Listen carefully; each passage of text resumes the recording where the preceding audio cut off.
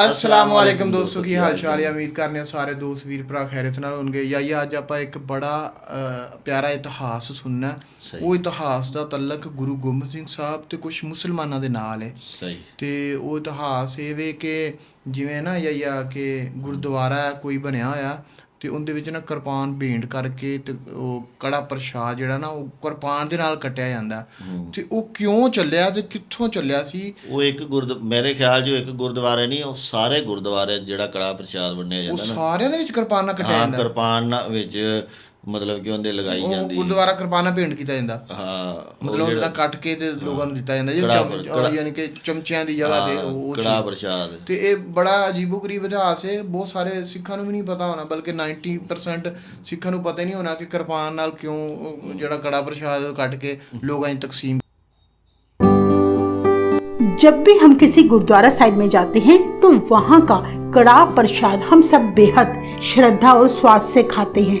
पर प्रसाद खाते समय क्या आपने कभी गौर किया कि सेवादार प्रसाद बांटने से पहले एक छोटी सी किरपान यानी श्री साहिब को उस प्रसाद में छुआते हैं और उसके बाद ही वो प्रसाद आपको दिया जाता है। क्या आपने कभी इसका कारण जानने की कोशिश की कि आखिर ऐसा क्यों किया जाता है? क्या ये सिर्फ एक रीत है या इसके पीछे छिपा है कोई ऐसा ऐतिहासिक सच जिससे आज की पीढ़ी बिल्कुल अनजान है? एक ऐसा सच जिसकी शुरुआत करने के लिए गुरु जी को बहुत बड़ा कदम उठाना पड़ा था। कौन थे वो गुरु साहिब जिन्होंने इसकी शुरुआत की? किस स्थान से इसकी शुरुआत हुई? आखिर क्यों किरपान को छुए बिना कड़ा प्रसाद अधूरा माना जाता है? आज की इस वीडियो में हम आपको उस ऐतिहासिक स्थान पर लेकर जाएंगे और बताएंगे कड़ा प्रसाद को श्री साहिब में स्पर्श करने की सारी सच्चाई जिसे 99% लोग नहीं जानते। सो वीडियो को अंत तक पूरा देखें क्योंकि सच आपको हैरान कर देगा। वाहे गुरु वाहे गुरु वाहे गुरु। ये उस समय की बात है जब मुगलों ने श्री अनंतपुर साहिब को 8 महीने से घेरा डाला हुआ था। 10वें गुरु गोबिंद सिंह जी तब अपने परिवार और सिंघों समेत मुगलों द्वारा कुरान की झूठी कस्में खाने के बाद श्री अनंतपुर साहिब का किला खाली करके 22 दिसंबर 1704 को निकल पड़े। जैसे ही गुरुजी कुछ दूरी पर पहुंचे तो पीछे से मुगलों और पहाड़ी राजाओं ने अपनी सारी कस्में भुलाकर गुरुजी पर हमला किया, जिसके कारण सरसा नदी पार करते समय गुरुजी का सारा परिवार बिछड़ गया। गुरुजी अपने 2 बड़े साहिबजादों और 40 सिंघों के साथ चमकौर जा पहुंचे, जहां मुगलों के साथ सिखों का घमासान युद्ध हुआ, जिसमें गुरुजी जंग तो जीत गए पर 2 बड़े साहिबजादे और करीब 37 सिख शहीदी प्राप्त कर गए। कहते हैं फिर 5 प्यारों का हुक्म मानकर गुरु गोबिंद सिंह जी आधी रात को मुगलों को ललकारते हुए ताली मारकर चमकौर की गढ़ी से नंगे पैर ही पैदल माछीवाड़े के जंगलों में चले गए। गुरुजी को ढूंढते ढूंढते उनके 3 प्यारे सेवक भाई दया सिंह जी, भाई धर्म सिंह जी और भाई मान सिंह जी भी ध्रुव तारे की सीध में चलते हुए माछीवाड़े की ओर चल पड़े। रात बड़ी अंधेरी थी, रास्ता दिख नहीं रहा था, हर तरफ कांटेदार झाड़ियां थी। गुरु गोबिंद सिंह जी दिसंबर की अत्यंत सर्दी में लगातार नंगे पांव चलते जा रहे थे। वो सारा इलाका मुसलमानों का था। इस इलाके में से होकर निकलना भी खतरे से खाली ना था, क्योंकि गुरुजी को पकड़ने के लिए मुगल फौज जगह जगह घूम रही थी। 5 घंटे लगातार चलते हुए आखिर गुरुजी माछीवाड़े के जंगल में पहुंचे, जहां उन्होंने एक बाग में मिट्टी के ढेले का सिराना बनाया और जंड के पेड़ के नीचे विश्राम किया। कुछ समय बाद वे तीनों सिंह भी गुरुजी के पास आ पहुंचे, गुरुजी के दर्शन किए और उनकी हालत देखकर सिर झुकाकर रो पड़े, क्योंकि गुरुजी के पैरों में छाले पड़ चुके थे। उनके शरीर में जगह जगह खून बह रहा था। काफी समय से गुरुजी ने अन्न का एक दाना तक नहीं चखा था। जिस बाग में वे विश्राम कर रहे थे वो बाग गुरुजी के ही सेवक भाई गुलाबा और पंजाबा का था। जब उन दोनों भाइयों को गुरुजी के वहां आने की खबर मिली तो वे उसी पल गुरुजी और उनके सिंघों को बड़े सम्मान सहित अपने घर ले आए और उनकी बड़ी खातिरदारी की। उन्हीं के घर गुरुजी ने कुछ देर आराम किया। दूसरी तरफ मुगलों को गुरुजी के माछीवाड़ा होने की खबर मिल चुकी थी। वे घर घर जाकर तलाशी करने लगे। उसी समय गुरुजी के सेवक जो माछीवाड़े में रहते थे, भाई नबी खां और गनी खां, जब उन्हें गुरु गोबिंद सिंह जी के माछीवाड़े आने का पता चला तो वे बड़े खुश हुए। भाई पंजाबा और भाई गुलाबा के घर पहुंचकर उन्होंने गुरुजी के आगे विनती करते हुए कहा, हे महाराज, आप हमारे घर अपने चरण डालें। गुरुजी फिर उनके घर चले गए, जहां उन्होंने 2 रातें बिताई थी। इतिहास में दर्ज है, उन दोनों मुसलमान भाइयों ने गुरु गोबिंद सिंह जी की उस मुश्किल वक्त में मदद की जिस समय कोई भी गुरुजी को अपने घर पनाह देने की हिम्मत न जुटा पाया। अब माछीवाड़ा भी गुरुजी के लिए सुरक्षित न रहा। औरंगजेब की 10,000 मुगल फौज उन्हें ढूंढने में लगी थी। चप्पे चप्पे पर मुगल फौज का कड़ा पहरा था। फौज के जनरल दिलावर खां ने पूरे माछीवाड़ा की घेराबंदी की हुई थी। इतिहास में दर्ज है, तीनों सिंह और नबी खां, गनी खां ने तब मिलकर फैसला किया कि गुरु गोबिंद सिंह जी को मुसलमानों का उच्चदा पीर बनाकर नीले वस्त्र पहनाकर क्यों न माछीवाड़े से दूर किसी सुरक्षित स्थान पर पहुंचा दिया जाए। तब भाई नबी खां ने ललारी से नीले रंग के वस्त्र तैयार करवाए और गुरुजी ने वो वस्त्र धारण कर लिए। फिर वे एक पलंग पर विराजमान हो गए। मुगल फौज को चकमा देने के लिए भाई दया सिंह, भाई धर्म सिंह और भाई मान सिंह जी ने भी नीले वस्त्र धारण कर लिए। कहते हैं फिर नबी खां और गनी खां ने पलंग के आगे 2 पावे अपने कंधों पर उठा लिए और भाई दया सिंह और भाई धर्म सिंह जी ने पलंग के पीछे वाले पावे अपने कंधों पर उठा लिए। सबसे आगे भाई मान सिंह जी गुरुजी को चमर झुलाते हुए चल दिए। ये काम बड़ा खतरे वाला था, पर उन दोनों मुसलमान भाइयों ने अपने सतगुरु के लिए अपनी जान की बाजी लगा दी। अभी गुरुजी ने करीब 1.5 किलोमीटर रास्ता तय ही किया था कि तभी मुगलों की पुलिस चौकी के बाहर जनरल दिलावर खां ने गुरुजी को रोकते हुए कहा, आप कौन हैं और किधर चले हैं? भाई नबी खां बोला, ये हमारे उच्चदा पीर हैं जो पवित्र स्थानों की यात्रा करने निकले हैं। दिलावर खां ने मन में सोचा, कहीं ऐसा ना हो कि गुरु गोबिंद सिंह जी मेरी आंखों के सामने मुझे चकमा देकर निकल जाए। हो सकता है पीर के भेष में गुरु गोबिंद सिंह जी हों, इसलिए इनकी शिनाख्त करनी बेहद जरूरी है।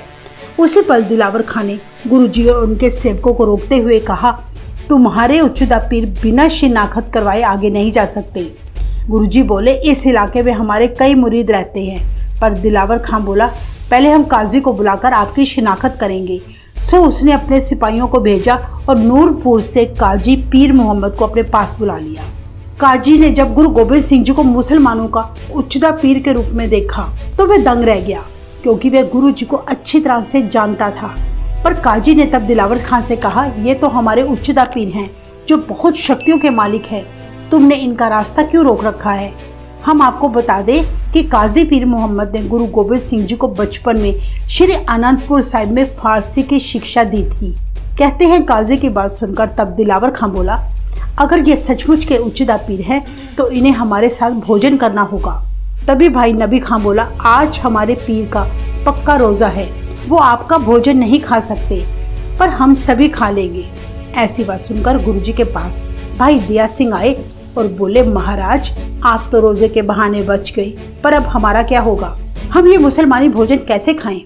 उसी पल गुरुजी ने अपने कमर कस्से से एक छोटी सी कृपाण निकाली और भाई दया सिंह को पकड़ाते हुए बोले, भाई दया सिंह, हमारी इस कृपाण को तुम अपने भोजन में स्पर्श कर लेना, भोजन प्रसाद बन जाएगा। और भोजन छकने से पहले तुम इस शब्द का उच्चारण करना, तो प्रसाद भरम का नाश, छपे छद लगे रंग, वाहेगुरु कहकर भोजन छक लेना। कहते हैं तब दिलावर खां ने सभी सिंहों के आगे भोजन परोसा। भाई दया सिंह समेत सभी सिखों ने गुरुजी के हुक्म अनुसार उस मुसलमानी भोजन में कृपाण घुमा दी और गुरुजी के दिए शब्द का उच्चारण किया। इतिहास में दर्ज है, जैसे ही उन्होंने श्री साहिब को भोजन में स्पर्श किया, भोजन प्रसाद बन गया। उनके द्वारा कृपाण भोजन में स्पर्श करते देखकर दिलावर खां बड़ा हैरान हुआ और पूछा, ये तुम कृपाण के साथ क्या कर रहे हो? नबी खां बोला, जनरल साहिब, अभी हमें मक्का मदीना से पैगाम आया है कि भोजन छकने से पहले कृपाण को भोजन में स्पर्श किया जाए। यह सुनकर दिलावर खां चुप हो गया। वहीं खड़ा काजी पीर सब कुछ देख रहा था। वो चाहता था कि गुरु गोबिंद सिंह जी जल्दी ही दिलावर खां के चंगुल से बाहर हों। काजी ने तब दिलावर खां से कहा, तुम शुक्र मनाओ, हमारे उच्चदा पीर का रास्ता रोकने पर उन्होंने तुम्हें कोई बद्दुआ नहीं दे दी।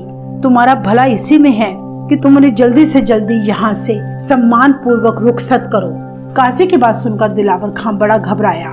तुरंत गुरुजी के आगे उसने अपना शीश झुकाया। गुरुजी से कहने लगा, आप मुझे माफ करें जो मैंने आपकी शिनाख्त करने के लिए आपको काफी समय रोके रखा। तभी उसने गुरु गोबिंद सिंह जी को वहां से जाने को कहा और गुरुजी अपने सिखों के साथ आगे की ओर बढ़ गए। जिस स्थान पर यह सारी घटना घटित हुई थी वहां माछीवाड़ा के स्थान पर आज गुरुद्वारा कृपान भेंट साहिब सुशोभित है, जिसके आप अब स्क्रीन पर दर्शन कर रहे हैं। गुरु गोबिंद सिंह जी द्वारा भोजन में कृपान भेंट यानी स्पर्श करने के कारण ही आज सभी गुरुद्वारा साहिब में कड़ा प्रसाद में कृपान भेंट करने की मर्यादा शुरू हुई, जो हमेशा चलती रहेगी। गुरुद्वारा कृपान भेंट साहिब की सिख धर्म में बड़ी महानता है, क्योंकि इसी स्थान से अरदास करने के बाद श्री साहिब यानी कृपान द्वारा कड़ा प्रसाद में स्पर्श करने की मर्यादा शुरू हुई थी।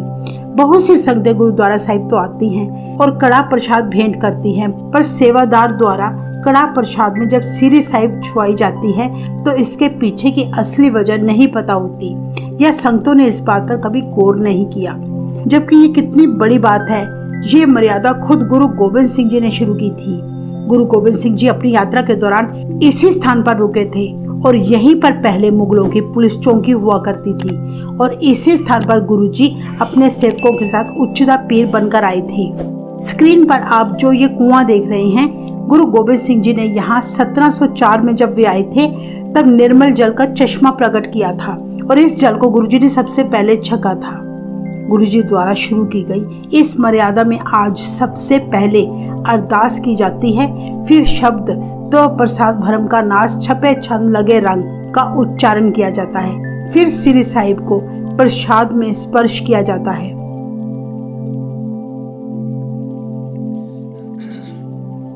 आखिर में इस प्रसाद को गुरु की भेंट जानकर सारी संगतों में बांट दिया जाता है। इसी मर्यादा को कृपान भेंट कहा जाता है।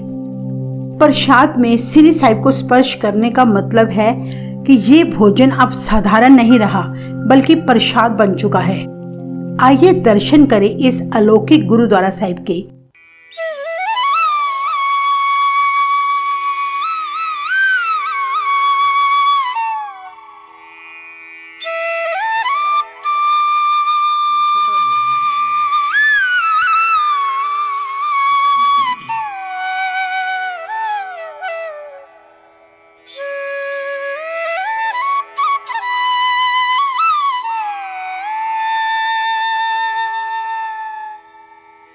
ये गुरुद्वारा साहिब शहर के शोर शराबे से कोसों दूर जिला लुधियाना के माछीवाड़ा में सुशोभित है। इस गुरुद्वारा साहिब के चारों ओर हरे भरे खेत मन को मोह लेते हैं और उन लहलहाते खेतों के बीच सुशोभित है ये सुंदर गुरुद्वारा साहिब। इस स्थान की सेवा बाबा बुड्ढा दल के निहंग सिंहों द्वारा की जा रही है। जब हम इस पवित्र स्थान पर पहुंचे तो हमें ऐसा महसूस हुआ जैसे हम गुरु गोबिंद सिंह जी के समय में ही पहुंच गए हों। गुरुद्वारे में एंटर करने से पहले पक्षियों की चहचहाहट और मोर के कूकने की आवाजें मन को बहुत सुकून देने वाली थी। आपको जब कभी भी अपने जीवन में मौका मिले तो गुरु महाराज के इस अद्भुत स्थान के दर्शन करने जरूर आए। तो ये था इतिहास गुरुद्वारा कृपान भेंट साहिब का। आपको ये वीडियो कैसी लगी, अपना अनुभव जरूर शेयर करें और इस वीडियो को लाइक और शेयर करना ना भूलें। वाहेगुरु जी का खालसा, वाहेगुरु जी की फतेह।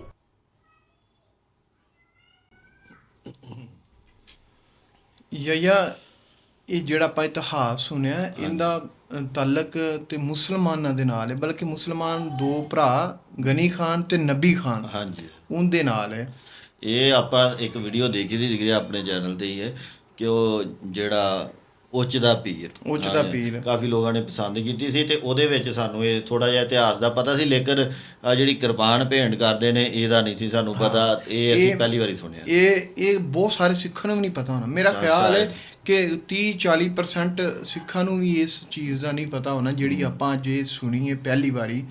ਤੇ ਉੱਚ ਦੇ ਪੀਰ ਦੀ ਉਹ ਜਿਹੜੀ ਕਥਾ ਹੈ ਉਹ ਆਪਾਂ ਸੁਣੀ ਹੋਈ ਹੈ ਨਾ ਕਿ ਕਿਸ ਤਰ੍ਹਾਂ ਗਨੀ ਖਾਨ ਤੇ ਨਬੀ ਖਾਨ ਨੇ ਉਹਦੇ ਤੇ ਬਿਠਾ ਕੇ ਚਾਰਪਾਈ ਤੇ ਬੈੱਡ ਤੇ ਚਾਰਪਾਈ ਤੇ ਜਾਂ ਪਲੰਗ ਤੇ ਹਾਂ ਤੇ ਉਹਦੇ ਯਾਨੀ ਕਿ ਉਹ ਇਹ ਗੁਰੂ ਗੋਬਿੰਦ ਸਿੰਘ ਸਾਹਿਬ ਨਾਲ 4 ਇਹਨਾਂ ਦੇ ਪਿਆਰੇ ਸੀ ਤੇ ਉਹਨਾਂ ਨੇ ਸਾਰਿਆਂ ਨੇ ਇੱਕ ਇੱਕ ਪਾਵਾ ਫੜ ਲਿਆ ਤੇ ਕਿਸ ਤਰ੍ਹਾਂ ਉਹ ਅੱਛਾ ਯਾ ਉੱਚ ਜਿਹੜਾ ਉਹ ਆਪਣੇ ਇੱਥੇ ਪਾਕਿਸਤਾਨ 'ਚ ਵੀ ਹੈਗਾ।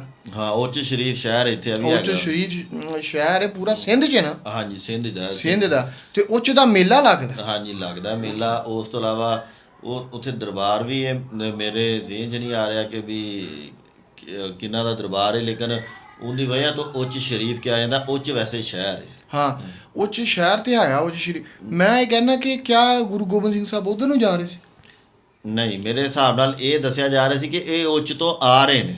ਇਹ ਉੱਚ ਤੋਂ ਆਏ ਨੇ? ਹਾਂਜੀ, ਉੱਚ ਦੇ ਪੀਰ ਨੇ, ਮਤਲਬ ਉੱਥੋਂ ਦੇ ਰਿਹਾਇਸ਼ੀ ਨੇ, ਤੇ ਇਸ ਇਲਾਕੇ ਦੇ ਵਿੱਚ ਜਿਹੜੇ ਧਾਰਮਿਕ ਸਥਾਨ ਨੇ ਉਹਨਾਂ ਨੂੰ ਦਰਸ਼ਨ ਕਰਨਾ। ਹਾਂ, ਵੈਸੇ ਤਾਂ ਗੁਰੂ ਗੋਬਿੰਦ ਸਿੰਘ ਸਾਹਿਬ ਇੱਧਰ ਨੂੰ ਆਏ ਹੀ ਨਹੀਂ ਗੇ ਨਾ। ਹਾਂਜੀ, ਮਹਾਰਾਜਾ ਰਣਜੀਤ ਸਿੰਘ ਦਾ ਤੇ ਦੋਰੇ ਹਕੂਮਤ ਇੱਧਰ ਰਿਹਾ ਕੁਝ ਇਲਾਕਿਆਂ 'ਚ, ਲੇਕਿਨ ਗੁਰੂ ਗੋਬਿੰਦ ਸਿੰਘ ਸਾਹਿਬ ਮੇਰੇ ਖਿਆਲ ਇੱਧਰ ਨੂੰ ਨਹੀਂ ਆਏ। ਤੇ ਇਹ ਇੱਕ ਐਸਾ ਇਤਿਹਾਸ ਸੀ ਜੋ ਕਿ ਤੁਹਾਡੇ ਨਾਲ ਅਸੀਂ ਸ਼ੇਅਰ ਕੀਤਾ ਇਸ ਵਾਸਤੇ ਕਿ ਦੋਸਤੋ, ਕਿ ਜਿਵੇਂ ਮੈਂ ਕਿ ਜਾਈਏ ਗੁਰਦੁਆਰੇ ਦਾ ਨਾਮ ਸੁਣਿਆ ਸੀ, ਗੁਰਦੁਆਰਾ ਮੰਜੀ ਸਾਹਿਬ, ਗੁਰਦੁਆਰਾ ਮਤਲਬ ਕਿ ਬਹੁਤ ਐਸੇ ਬਰੀਕ ਬਰੀਕ ਨਾਮ ਨੇ ਕਿ ਬੰਦਾ ਕਹਿੰਦਾ ਕਿ ਯਾਰ ਇਹ ਨਾਮ ਦੇ ਨਾਲ ਕੁਝ ਇਤਿਹਾਸ ਜ਼ਰੂਰ ਜੁੜਿਆ ਹੋਣਾ। ਹਾਂਜੀ, ਇਹ ਇੱਕ ਮੈਂ ਵੀਡੀਓ ਦੇਖ ਰਿਹਾ ਸੀ ਤੇ ਉਹਦੇ ਜੋ ਕਹਿ ਰਹੇ ਸੀ ਕਿ ਵੀ ਜਿਵੇਂ ਮੰਜੀ ਹਰ ਘਰ 'ਚ ਮੰਜੀ ਹੁੰਦੀ ਹੈ, ਲੇਕਿਨ ਗੁਰੂ ਉਹਦੇ ਤੇ ਬਹਿ ਗਏ ਤੇ ਜਾਂ ਗੁਰੂ ਨੇ ਉਹਨੂੰ ਹੱਥ ਲਗਾਤਾ ਤੇ ਉਹ ਮੰਜੀ ਉਹ ਫਿਰ ਸਾਹਿਬ ਲਾਤਾ ਨਾਲ, ਉਹ ਮੰਜੀ ਸਾਹਿਬ ਹੋ ਗਈ, ਵੀ ਕੀਮਤੀ ਹੋ ਗਈ। ਕਿਸੇ ਵੀ ਚੀਜ਼ ਨੂੰ ਜਿਹਨੂੰ ਜਿਹੜੀ ਗੁਰੂ ਨਾਲ ਰਿਲੇਟਡ ਉਹ ਹੈ ਵੇ ਉਹਨੂੰ ਉਹਦੇ ਨਾਲ ਉਹ ਸਾਹਿਬ ਲਾਉਂਦੇ ਨੇ। ਤੇ ਇਹ ਦੋਸਤੋ, ਇਹ ਤੁਹਾਨੂੰ ਇਸ ਇਤਿਹਾਸ ਦਾ ਪਹਿਲੇ ਪਤਾ ਸੀ ਜਾਂ ਨਹੀਂ? ਤੁਸੀਂ ਕਮੈਂਟ ਦੇ ਵਿੱਚ ਜ਼ਰੂਰ ਦੱਸਿਆ ਜੇ। ਤੇ ਇਸ ਇਤਿਹਾਸ ਤੋਂ ਆਪਾਂ ਨੂੰ ਕੁਝ ਇਹ ਵੀ ਆਈ ਆਪਾਂ ਨੂੰ ਪਤਾ ਚੱਲਿਆ ਕਿ ਗੁਰੂ ਗੋਬਿੰਦ ਸਿੰਘ ਸਾਹਿਬ ਦਾ ਮੁਸਲਮਾਨਾਂ ਦੇ ਨਾਲ ਬਹੁਤ ਜ਼ਿਆਦਾ ਤਾਲੁਕ ਸੀ। ਹਾਂਜੀ, ਯਾਨੀ ਕਿ ਉਹ ਜਿਹੜੀ ਮੁਗਲਾਂ ਦੇ ਨਾਲ ਜੰਗ ਹੋਈ ਉਹ ਤੇ ਅਲੱਗਾ ਇੱਕ ਇਤਿਹਾਸ ਹੈ ਨਾ। ਲੇਕਿਨ ਜਿਵੇਂ ਹੁਣ ਗਨੀ ਖਾਨ ਤੇ ਨਬੀ ਖਾਨ ਇਹ ਕਹਿੰਦੇ ਨੇ ਕਿ ਉਹ ਮੈਨੂੰ ਨਾ ਕੱਲ ਇੱਕ ਦੋਸਤ ਦੀ ਉਹ ਕਾਲ ਆਈ ਸੀ, ਉਹ ਅਮਰੀਕਾ ਤੋਂ ਸੀ, ਸਰਪੰਚ ਉਹਨਾਂ ਕਹਿੰਦੇ ਸੀ, ਨਾਮ ਥੋੜ੍ਹਾ ਜਿਹਾ ਮੇਰੇ ਦੇਹ 'ਚ ਨਿਕਲ ਗਿਆ, ਸਰਪੰਚ ਸੀ, ਤੇ ਉਹ ਕਹਿ ਰਹੇ ਸੀ ਕਿ ਜਿਹੜਾ ਨਾ ਇਸੇ ਚੀਜ਼ ਤੇ ਗੱਲ ਕਰ ਰਹੇ ਸੀ ਕਿ ਕੁਝ ਮੁਸਲਮਾਨ ਨੇ ਕੁਲੀ ਕਰਤੀ ਸੀ ਨਾ ਸਰੋਵਰ 'ਚ। ਹਾਂ, ਉਹਦਾ ਬੜਾ ਰੌਲਾ ਚੱਲ ਰਿਹਾ। ਹਾਂ, ਤੇ ਉਹ ਉਸ ਚੀਜ਼ ਤੇ ਗੱਲ ਕਰ ਰਹੇ ਸੀ ਤੇ ਮੈਂ ਉਹਨਾਂ ਨਾਲ ਇਹੀ ਗੱਲ ਕੀਤੀ ਸੀ। ਮੈਂ ਕਿਹਾ ਯਾਰ ਜਿਹੜਾ ਹੁਕਮਰਾਨ ਹੁੰਦਾ ਨਾ ਉਹ ਬਾਅਦ ਫੈਸਲੇ ਉਹਦੇ ਜ਼ਾਤੀ ਹੁੰਦੇ ਨੇ ਤੇ ਉਹ ਮਜ਼ਹਬ ਤੇ ਲਾਗੂ ਹੋ ਜਾਂਦੇ ਨੇ। ਲੋਕ ਮਜ਼ਹਬ ਨੂੰ ਹੀ ਬੁਰਾ ਸਮਝਣ ਲੱਗ ਜਾਂਦੇ ਨੇ। ਉਹ ਪਰਸਨਲੀ ਹੁੰਦਾ ਜਿਹੜਾ ਮਜ਼ਹਬ ਹੈ ਨਾ, ਉਹ ਉਹਦੀ ਤਾਲੀਮਾਤ ਹੋਰ ਹੁੰਦੀਆਂ ਬਾਅਦ ਹੁਣ ਜਿਵੇਂ ਨਵਾਜ਼ ਸ਼ਰੀਫ ਹੈ ਪਾਕਿਸਤਾਨ ਦਾ ਵਜ਼ੀਰ ਆਲਾ ਜਾਂ ਮਰੀਮ ਨਵਾਜ਼ ਹੈ, ਉਹ ਜੋ ਕੰਮ ਕਰ ਰਹੇ ਨੇ ਉਹ ਉਹਨਾਂ ਦੀਆਂ ਵਿੱਚ ਜ਼ਾਤੀ ਫੈਸਲੇ ਨੇ। ਮਤਲਬ ਕਿ ਹਰ ਚੀਜ਼ ਉਹ ਮਜ਼ਹਬ ਦੇ ਹਿਸਾਬ ਨਾਲ ਨਹੀਂ ਕਰ ਰਹੀ। ਜੇ ਉਹਨਾਂ ਨੇ ਮਤਲਬ ਕਿ ਇਮਰਾਨ ਖਾਨ ਨੂੰ ਫੜਿਆ ਤੇ ਉਹ ਮਜ਼ਹਬ ਦੇ ਹਿਸਾਬ ਨਾਲ ਤਾਂ ਨਹੀਂ ਨਾ ਫੜਿਆ। ਇਸ ਤਰ੍ਹਾਂ ਹੀ ਕੁਝ ਵਾਕਿਆਤ ਹੁੰਦੇ ਨੇ ਤੇ ਜਿੰਦੀ ਵਜ੍ਹਾ ਤੋਂ ਕਿਸੇ ਮਜ਼ਹਬ ਨੂੰ ਹਿੱਟ ਕੀਤਾ ਜਾਂਦਾ। ਲੇਕਿਨ ਤੁਸੀਂ ਇਹ ਵੀਡੀਓਜ਼ ਦੇ ਵਿੱਚ ਤੇ ਉਂਝ ਵੀ ਦੇਖਦੇ ਰਹਿੰਦੇ, ਜੇ ਆਪਾਂ ਇਤਿਹਾਸ ਪੜ੍ਹੀਏ ਤੇ ਬੜੇ ਮੁਸਲਮਾਨਾਂ ਦਾ ਤੇ ਸਿੱਖਾਂ ਦਾ ਆਪਸ ਦੇ ਵਿੱਚ ਪਿਆਰ ਮੁਹੱਬਤ ਵੀ ਰਿਹਾ ਤੇ ਗੁਰੂਆਂ ਦੇ ਨਾਲ ਵੀ ਮਤਲਬ ਕਿ ਰਹੇ। ਗੁਰੂ ਨਾਨਕ ਜੀ ਨਾਲ ਭਾਈ ਮਰਦਾਨਾ ਜੀ ਸੀ, ਉਹ ਮੁਸਲਮਾਨ ਸੀ। ਗੁਰੂ ਅਰਜਨ ਦੇਵ ਜੀ ਦੇ ਨਾਲ ਮੀਆਂ ਮੀਰ ਜੀ, ਉਹ ਮੁਸਲਮਾਨ ਸੀ। ਤੇ ਬਾਅਦ ਜਿਹੜੇ ਸ਼ਰਪਸੰਦ ਅਨਾਸਰ ਹੁੰਦੇ ਨੇ ਉਹ ਮਜ਼ਹਬ ਨੂੰ ਟਾਰਗੇਟ ਕਰਵਾਉਣ ਵਾਸਤੇ ਇਹ ਚੀਜ਼ਾਂ ਕਰਦੇ ਨੇ ਕਿ ਜੀ ਫਲਾਣਾ ਮੁਸਲਮਾਨ ਬਾਦਸ਼ਾਹ ਸੀ, ਉਹਦੇ ਦੌਰ ਦੇ ਵਿੱਚ ਇੰਝ ਹੋ ਗਿਆ ਜੀ ਤੁਹਾਡੇ ਨਾਲ, ਤੁਸੀਂ ਅਗਰ ਬਾਅਦ ਮੁਸਲਮਾਨਾਂ ਦਾ ਸਾਥ ਦੇ ਰਹੇ ਜੇ ਫਲਾਣੇ ਬਾਦਸ਼ਾਹ ਨੇ ਤੇ ਤੁਹਾਡੇ ਇੰਝ ਕਰਤਾ ਸੀ। ਬਾਦਸ਼ਾਹ ਦਾ ਆਪਣਾ ਡਿਸੀਜਨ ਵੀ ਹੁੰਦਾ, ਜ਼ਰੂਰੀ ਨਹੀਂ ਕਿ ਉਹਨੂੰ ਮਜ਼ਹਬ ਨੇ ਕਿਹਾ ਜਾਂ ਧਰਮ ਨੇ ਕਿਹਾ ਕਿ ਵੀ ਤੂੰ ਇੰਝ ਕਰ। ਜਾਂ ਜਿਵੇਂ ਹੁਣ ਮੋਦੀ ਕਰ ਰਿਹਾ, ਉਹਨਾਂ ਨੇ ਮੈਨੂੰ ਇਹ ਵੀ ਗੱਲ ਕੀਤੀ ਨਾ ਕਿ ਹੁਣ ਜੋ ਸਾਡੇ ਮੁਲਕ 'ਚ ਮੋਦੀ ਕਰ ਰਿਹਾ ਉਹ ਹਿੰਦੂਆਂ ਦਾ ਮਜ਼ਹਬ ਵੀ ਨਹੀਂ ਇਜਾਜ਼ਤ ਦਿੰਦਾ ਤੇ ਸਿੱਖਾਂ ਦਾ ਮਜ਼ਹਬ ਵੀ ਨਹੀਂ ਇਜਾਜ਼ਤ ਦਿੰਦਾ ਕਿ ਉਹ ਸਿੱਖਾਂ ਦੇ ਵੀ ਜ਼ੁਲਮ ਕਰ ਰਿਹਾ, ਮੁਸਲਮਾਨਾਂ ਦੇ ਵੀ ਜ਼ੁਲਮ ਕਰ ਰਿਹਾ, ਲੇਕਿਨ ਉਹਦਾ ਮਜ਼ਹਬ ਨਹੀਂ ਇਜਾਜ਼ਤ ਦਿੰਦਾ, ਉਹ ਆਪਣਾ ਜ਼ਾਤੀ ਫੈਸਲਾ ਉਹਦਾ। ਕਿਉਂਕਿ ਹਰ ਮਜ਼ਹਬ ਜਿਹੜਾ ਉਹ ਇਨਸਾਨੀਅਤ ਦਾ ਦਰਸ ਦਿੰਦਾ। ਦੋਸਤੋ, ਉਮੀਦ ਹੈ ਤੁਹਾਨੂੰ ਵੀਡੀਓ ਪਸੰਦ ਆਈ ਨਹੀਂ। ਮਿਲਾਂਗੇ ਨਵੀਂ ਵੀਡੀਓ ਨਾਲ। ਆਪਣਾ ਖਿਆਲ ਰੱਖਿਆ ਜੇ। ਅੱਲਾਹ ਨਿਗਹਿਬਾਨ।